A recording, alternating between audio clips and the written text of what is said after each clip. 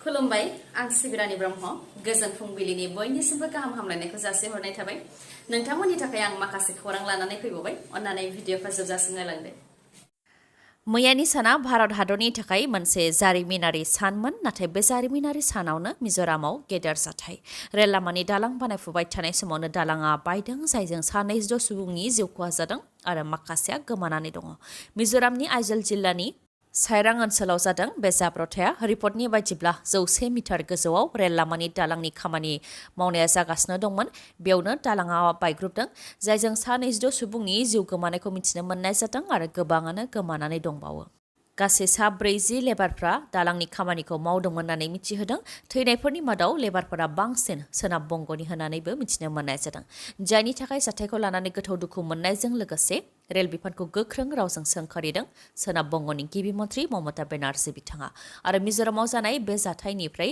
Rail बिफाना बारग'नो हाया होननानैबो हुमखि होनायजों लोगोसे जिउ गोमानाय साफ्रोमबो नखरनि सासेनो रेल बिफानाव साख्रि होनो नांगोन होननानै दाबि दैखांदों रेल बिफाननि गोरोन्थिनि थाखायनो बेफोर जाथाया जानो मोन्दों बावैसो सिगांबो रेल बिफाननि गोरोन्थिनि थाखायनो उडिशायाव 300नि गोबाङा जिउ खोमानो गोनां जादोंमोन होननानै फोरमायथिदों ममता बेनार्जी बिथाङा रिपर्टनि बायदिब्ला जाब्रबथायजों जिउ गोमानाय सुबुंफोरनि गोथै देहाखौ गाव गावनि न' फारसे दैथायहरनो थाखायबो राहा लानाया जागासिनो दङ आरो जाथायखौ लानानै प्राइम मिनिस्टार अफिसनिफ्रायबो दुखु मोननायखौ फोरमायथिदों लोगोसे जिउ गोमानाय नखरनो 2 लाख राङै होनो फोसावनायजों लोगोसे जोखोम जानाय नखरनो 50,000 रां होनो थाखायबो फोसावदों दुखुनांथाव खौरां डक्टर दिया दैमारिया गावनि जिउखौ फोजोबनानै लाबाय नगाव मेडिकेल कलेज एन्ड हस्पिटालाव मावोमोन डक्टर दिया दैमारि बिथाङा नाथाय देहा फाहामसालिनि सोरखारि थाग्रा खथायावनो गावनि जिउखौ फोजोबनानै लादों बिथाङा मा जाहोननि थाखाय बिथाङा गावनि बेसेन गोसा जिउखौ फोजोबनानै लादों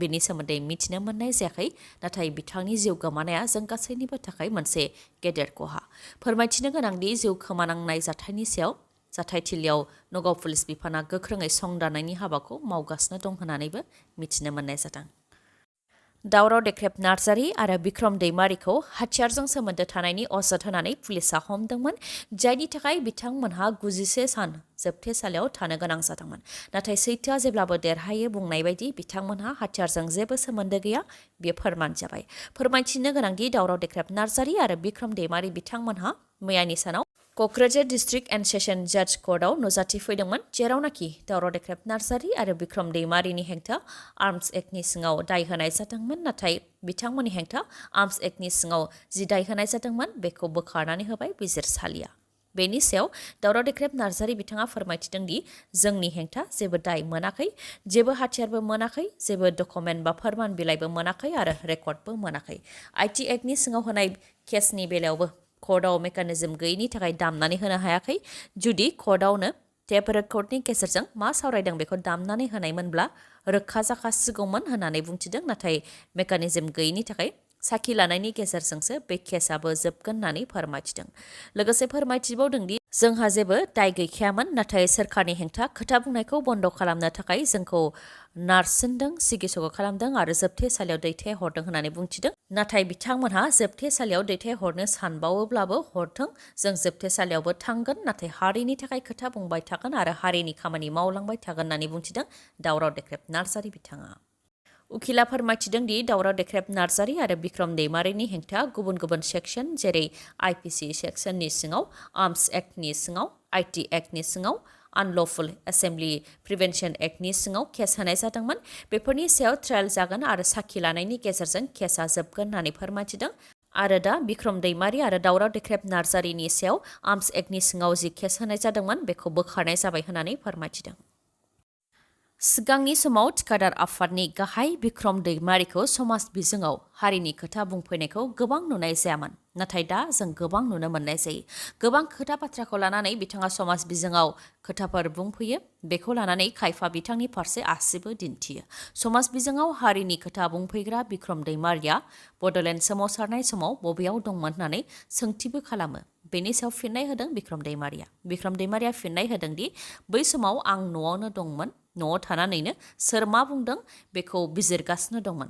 जेरावनाखि बै समाव हाग्रामा महिलारिया बुंदोंमोन दि प्रमद बर'आ बिटिसिनि चिफ जानो थाखायसो आलादा बड'लेण्डनि मुङाव सोमावसारदों। हाग्रामा महिलारिनि बे बुंनायखौ लानानै गोबां रायजो राजाफ्रा दुखु मोनदोंमोन आरो दैदेनगिरि आरो आंबो दुखु मोनदोंमोन।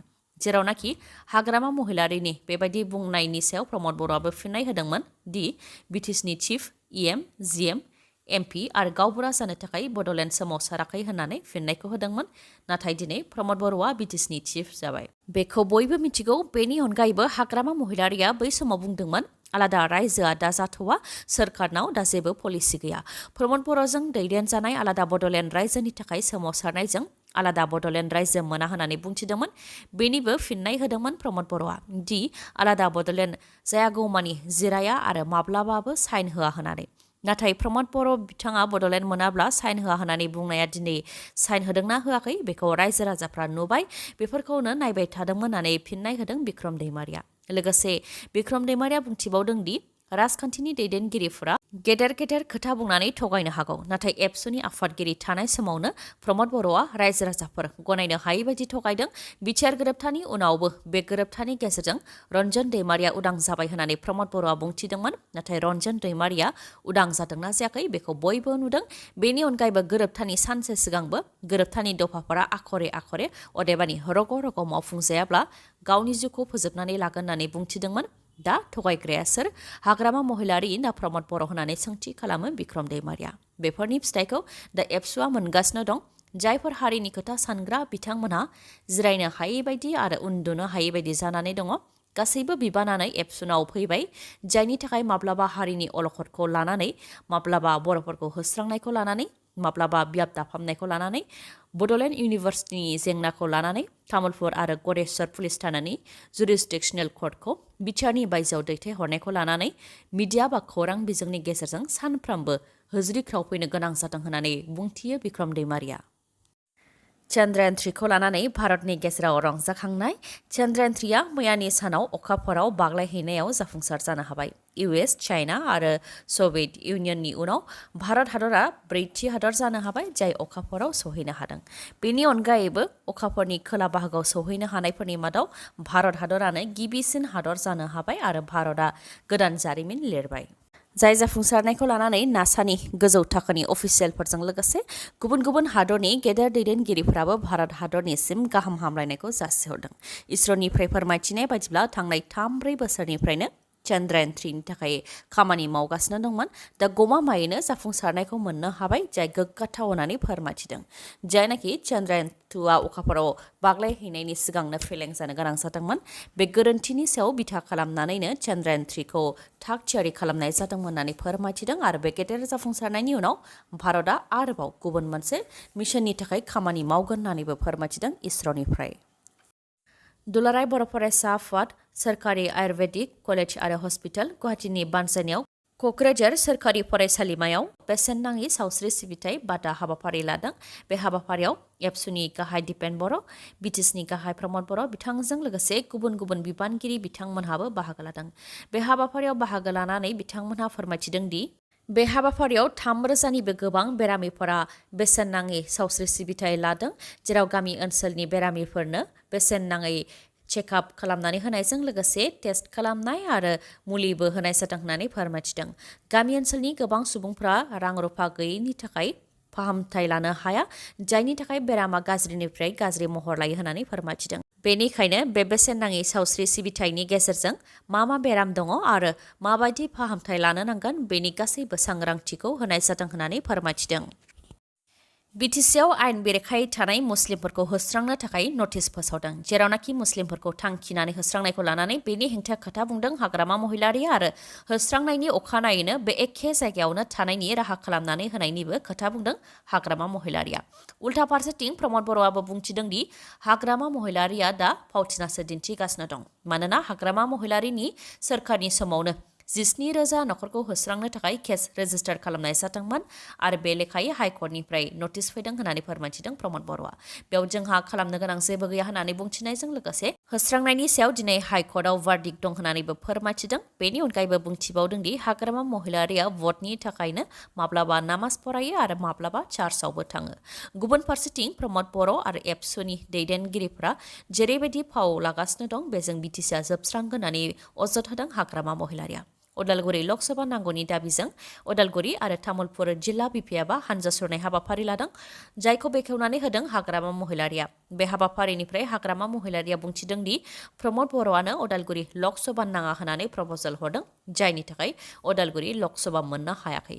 जायनि थाखाय दिनै बिथांमोनहा सिरि जेबो फिनजाथाय होआखै होननानै बुंथिदों हाग्रामा महिलारिया। खालि बिथांमोनहा बमा गावनो आरो बेदर जानोल' आद्रा दंसै होननानैबो बुंथियो हाग्रामा महिलारिया। लोगोसे बुंथिबावदों दि दिनै बिटिसिनि मोनफानि उनाव मोनफा सम्पथिया थांगासिनो दङ। प्रमद बर'आ फाननानै जाबाय।